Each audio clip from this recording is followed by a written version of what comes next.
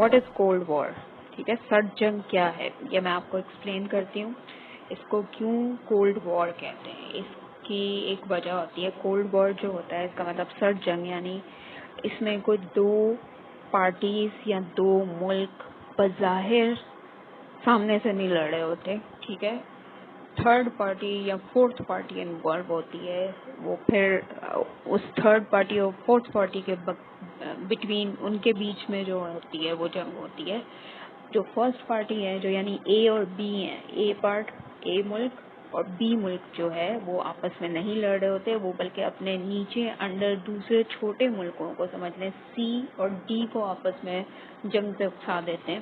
ٹھیک ہے, ایکچولی وار اے اور بی کی ہو رہی ہوتی ہے. ٹھیک ہے, ہمیں سمجھ میں نہیں آتا, تو یہ ہوتی ہے, اس کو کہتے ہیں سرد جنگ. ٹھیک ہے, تو اس کی شروعات کہاں سے ہوئی ہے؟ اس کی شروعات جو ہوئی تھی فرسٹ ورلڈ وار کے بعد سے ہی ہوئی تھی, بلکہ فرسٹ ورلڈ وار سے پہلے سے ہی ہوئی تھی, جبکہ ایک ہمارے امریکن ایک بندہ تھا, اس کا نام مجھے بھی, چلو میں آپ کو بتاتی ہوں کہاں سے شروع ہوئی تھی, اس کی بنیاد اس نے ڈالی تھی. لیکن خیر, Cold War was an ongoing political rivalry between United States and the Soviet Union. ٹھیک ہے, سوویت یونین میں جو ملک تھے اور یونائٹڈ اسٹیٹ کے بیچ میں ایک مطلب مستقل چلتی ہوئی ایک وار آ رہی ہے. ایک طرح سے ایک رائیولری, یعنی ایک طرح سے ایک مقابلہ چلتا ہوا آ رہا ہے. ٹھیک ہے, وار نہیں ہے, جنگ نہیں ہے, بٹ مقابلہ ہے, جو کہ ورلڈ وار 2 کے بعد سے شروع ہوا تھا. ٹھیک ہے, This hostility between the two superpowers was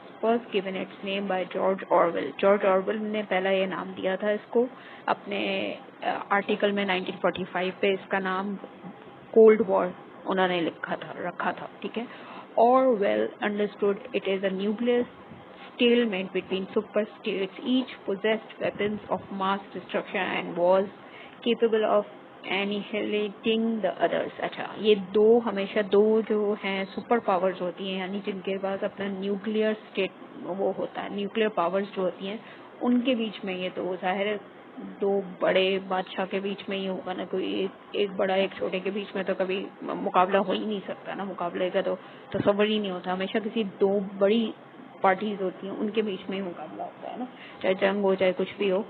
تو یہ دو سپر پاورز ہیں. کون سی پاورز ہیں؟ ایک ہے امریکہ اور دوسرا سوویت یونین میں جو کچھ الائز کنٹریز ہیں, لیکن اس کا آگے چل کے آپ کو پتہ چلے گا ایکچولی یہ امریکہ اور روس کی جنگ ہے, جو کہ ابھی تک چل رہی ہے کولڈ وار کے نام سے. ٹھیک ہے, 1945 سے ابھی تک چل رہی ہے, لیکن وہ اتنی مطلب شاطر مزاجی سے وہ لڑ رہے ہیں کہ ہمیں سمجھ میں نہیں آتا کہ ایکچولی یہ کولڈ وار ہے.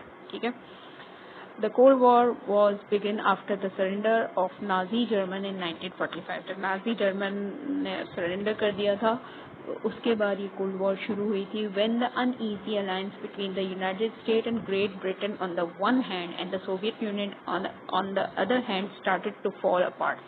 جب امریکہ اور گریٹ برٹن ایک طرف اور دوسری طرف سوویت یونین کے جو الائز تھے, ٹھیک ہے, وہ ایک طرف ہو گئے تھے, ان کے بیچ میں ایک طرح سے ایک بیلنس چل رہا تھا کہ کون بڑا, کس کے پاس زیادہ پاور آئی ہے, کون, مطلب آپ کو پتا ہے کہ جنگ کے بعد جو کچھ علاقے انہوں نے فتح کر لیے تھے وہ اس کے حوالے سے بھی دیکھ رہے تھے, اور پھر نیوکلیر پاور کے حوالے سے بھی چاہ رہے تھے کہ ظاہر ایک پارٹی چاہے گی کہ وہ اس کا پلڑا بھاری ہو, وہ سپر پاور بن جائے, دوسری پارٹی بھی چاہے گی وہ سپر پاور بن جائے. تو یہ پوری جنگ ہے. ٹھیک ہے, کون سپر پاور ہے ابھی تک یہ ڈیسائیڈ نہیں ہوا کہ کون ہے اور کون نہیں ہے, لیکن دونوں کی جنگ چل رہی ہے ابھی تک.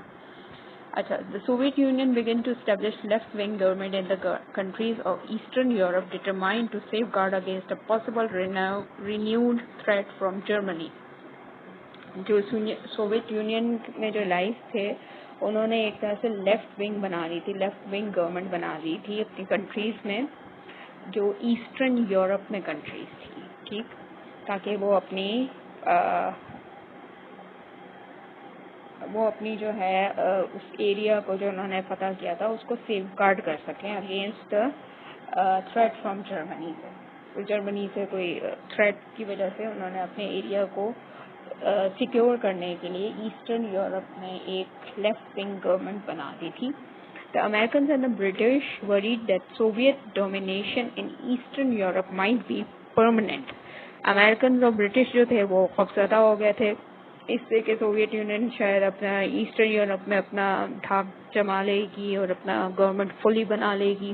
ٹھیک ہے, اس لیے کولڈ وار واز سالیڈیفائڈ بائی 1947 اور 48. 47 اور 48 کے بیچ میں یہ کولڈ وار جو تھی زیادہ مستحکم ہو گئی تھی, زیادہ اس میں جان آ گئی تھی. when US aid has brought certain western countries under American influence and the Soviet had established openly communist regime. ٹھیک ہے, جب US نے US aid لے کے آیا تھا certain western countries under American influence, کچھ ویسٹرن کنٹریز میں اپنے مطلب امداد پہنچائی تھی کیونکہ وہاں جنگ کے بعد جو حالات تھے وہاں انہوں نے اپنی امداد پہنچا کے US امریکن نے اپنی انفلوئنس بڑھانے کی کوشش کی, اپنی ایک طرح سے دھاک جمانے کی کوشش کی کہ وہاں ہم جب مدد کریں گے تو ظاہر ہے وہ ہماری طرف آ جائیں گے, کیونکہ وہاں ظاہر ہے ابھی کوئی حکومت نہیں تھی, وہ سب جنگ کی وجہ سے سب کا ڈسٹرکشن ہوا تھا, ملکوں کے حالات ایسے نہیں تھے کہ وہاں کوئی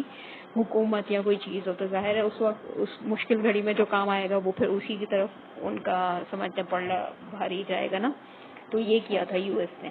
پھر آپ کے جو سوویٹ جو تھے and the Soviet had established openly communist regime, اور سوویت یونین نے اپنی ایک کمیونسٹ رجیم بنائی تھی, یعنی کمیونٹی کے طور پہ ایک گورنمنٹ بنائی تھی. ٹھیک ہے.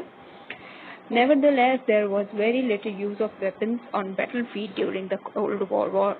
سمجھیں کہ ظاہر ہے ویپنس کا استعمال نہیں ہوتا سر جنگ میں, یہ ساری آپ کی چلاکی والے جنگ ہے, ویپنس والی جنگ نہیں, ہتھیار کا استعمال نہیں ہوتا اس میں.